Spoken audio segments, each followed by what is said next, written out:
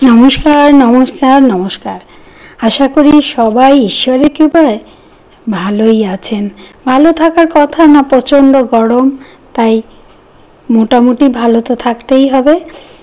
তাই এই গরমের দিনে এঁচোড়, ঝিঙে, ঢেঁড়স, চিচিঙ্গে আর আম, উচ্ছে, এছাড়া আর কী সবজি আছে? কিছুই নেই। তাই এঁচোড় একবার মাংসের মতো রেঁধে নিয়ে বললাম, না না মা, কতবার একইভাবে রাঁধবে, একটু অন্যরকম করো। আমি ঠিক আছে দাঁড়া, একটু কোপ্তা বানাই বলে আমি এঁচোড় কেটে ধুয়ে আর নুন হলুদ একটু সর্ষের তেল মাখিয়ে, জল দেব না, প্রেসারে বসিয়ে গ্যাসটা কমিয়ে দিয়ে একটা সিটি মেরে নিয়েছি। এই যে একদম সিদ্ধ হয়ে গেছে, ভালোভাবে সিদ্ধ হয়ে গেছে। আর ওর মধ্যেই দিয়ে দিয়েছিলাম আমি একটা গোটা আলুকে 4 ভাগ করে। আলু ছুলিনি, আলু ছুললে আলুর টেস্টটা একটু কম হয়, সেই জন্য আমি সিদ্ধ করার পর আলুটা ছুলি, তাহলে আর টেস্টটা খুব ভালো থাকে। যাই হোক, আর একটা আলুকে নিয়ে নিয়েছি। আর দিয়ে দিলাম রসুন কুচি, লঙ্কা কুচি, পেঁয়াজ কুচি, আর দিয়ে দেব আদা কুচি, আর দিয়ে দিচ্ছি একটা ক্যাপসিকাম কুচি, লাল ক্যাপসিকাম, আর দিয়ে দিলাম স্বাদ মতো নুন, হলুদ, আর জিরের গুঁড়ো, লঙ্কার গুঁড়ো, ধনের গুঁড়ো, আর একটু গরম মশলার গুঁড়ো, সব দিয়ে এইবারে ভালো করে এটাকে মেখে নেব। এবার ভালো করে মাখা হয়ে গেলে দিয়ে দেব ছোট 2 চামচ কর্নফ্লাওয়ার। কর্নফ্লাওয়ার দিলে তাহলে বাইন্ডিংটা ভালো হবে, বেশি দিতে লাগবে না, অল্প দিলেই হবে ছোট। এইভাবে দিয়ে নিয়েছি। আর দিয়ে নিচ্ছি একটু চিকেন মশলা। তাহলে হচ্ছে চিকেন মশলাটা দিলে এত সুন্দর একটা গন্ধ হয় না, যে কি বলবো, দারুণ খেতে লাগে এবং গন্ধটাও খুব ভালো হয়। আর দিয়ে দিয়েছি একটা ডিম। ব্যাস, সব দিয়ে ভালো করে মেখে নেব। ভালো করে মেখে নিতে হবে। নিয়ে এবার গোল গোল করে শেপ দিয়ে নেব। এটাকে যদি কেউ পাকোড়া খেতে চায় খেতে পারে, কেউ যদি কাটলেট করে খেতে চায় খেতে পারে। একই পদ্ধতি, সব কিছু, খালি শেপটা আলাদা দিয়ে আর ডিমে চুবিয়ে আর একটু বিস্কুটের গুঁড়োতে চুবিয়ে ছেড়ে দিতে হবে। ব্যাস, সব গোল গোল করে আমি বলগুলো তৈরি করে নিয়েছি। দেখুন কি সুন্দর লাগছে দেখতে, মনে হচ্ছে কাঁচাই খেয়ে ফেলবো। যাই হোক, এবারে গ্যাস ধরিয়ে আমি কড়া বসিয়ে দিচ্ছি। কড়ায় তেল দিয়ে দিয়েছি, বেশিটা, অনেকটাই দিতে হবে যেহেতু এতগুলো বল ভাজা হবে। আর উপরে তাপটা দেখে নিলাম যে তেলটা কতটা গরম হয়েছে। যাই হোক, তেল ভালোই গরম হয়ে গেছে। এবার গ্যাসটাকে আমি কমিয়ে নেব। কোনো কিছু ছাড়ার সময় তেলটা গরম হয়ে গেলে গ্যাসটা কমিয়ে নিলে তাহলে হাত পুড়ে যাওয়ার সম্ভাবনাটা থাকে না। সেই জন্য তেলটাকে গরম করে গ্যাসটাকে কমিয়ে নিয়ে তারপরে মাছ হোক, যে কোনো সবজি হোক ছাড়লে তাহলে খুব ভালো, সাবধান, মানে পোড়ার থেকে রেহাই পাওয়া যায়।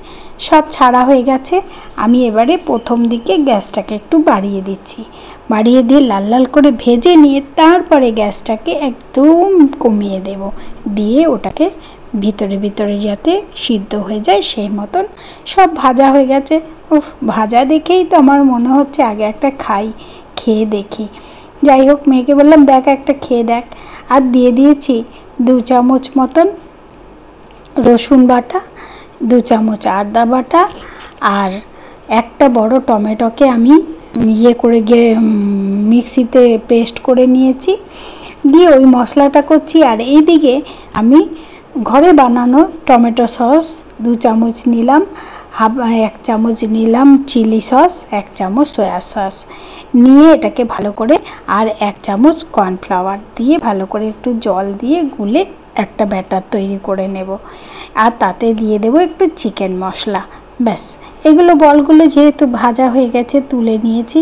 আর সেই মতন এইগুলো মশলাগুলোও তখন ভাজা হয়ে গেছে সব কিছু টমেটো দিয়ে। এইবার এতে দিয়ে দিতে হবে ওই যে ব্যাটারটা আমি তৈরি করে রেখেছিলাম, সস ব্যাটার, সেই ব্যাটারটা দিয়ে দেবো। দিয়ে দিলাম সামান্য একটু হলুদ, আর দিয়ে দিলাম লঙ্কার গুঁড়ো 1.5 চামচ মতো, কারণ ঝাল তো হতেই হবে। আমি ওতে অনেকটা কাঁচা লঙ্কা দিয়েছিলাম বলগুলোতে। এইবারে দিয়ে দিলাম একটু সামান্য জল, দেওয়ার পর আর ওই ব্যাটারটা দিয়ে দিলাম যেটা সসের ব্যাটার করেছিলাম, টমেটো সস, সয়া সস আর চিলি সস, আর সামান্য একটু দিয়ে দিয়েছিলাম ভিনিগার, সেটা কোথাও স্কিপ করে গেছি, যাই হোক সামান্য হাফ চামচ দিয়ে এবারে জল দিয়ে দেখুন কি সুন্দর হয়েছে দেখতে, মনে হচ্ছে যেন মাছের পাকোড়া। যাই হোক এইভাবে এবারে যেহেতু গ্রেভিটা ফুটে গেছে, ফুটে গেলেই সবগুলো দিয়ে দিয়েছি, দিয়ে এবারে এটাকে আমি আঁচটাকে বাড়িয়ে দিয়েছি, দিয়ে তা হয়ে এসেছে, হয়ে আসলে তারপরে আমি একটু কি করেছি ওপর থেকে কেশরি মেথি দিয়ে দিয়েছি, আগে দিইনি পরে দিলাম, গন্ধটা তাহলে খুব ভালো থাকবে। এইবারে নেড়ে চেড়ে সামান্য হয়ে গেলে তারপরে নিয়ে নেব। এবার গাছ থেকে ভাবলাম একটা ধনে পাতা ঘরে ছিল না, তাই আমি একটা কারি পাতা তুলে এনেছি, এই সময় হয়ে গেছে বেড়ে নিচ্ছি, আর ওইদিকে আমি একটু কারি পাতা কুচিয়েও নিয়েছি।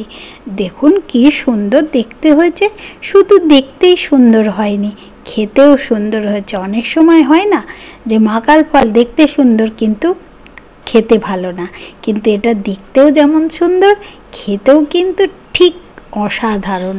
আমি একটা টেস্ট করে দেখে ভাবলাম বাহ, এত সুন্দর রান্না যদি ঘরেই হয় হোটেলে যাব কেন।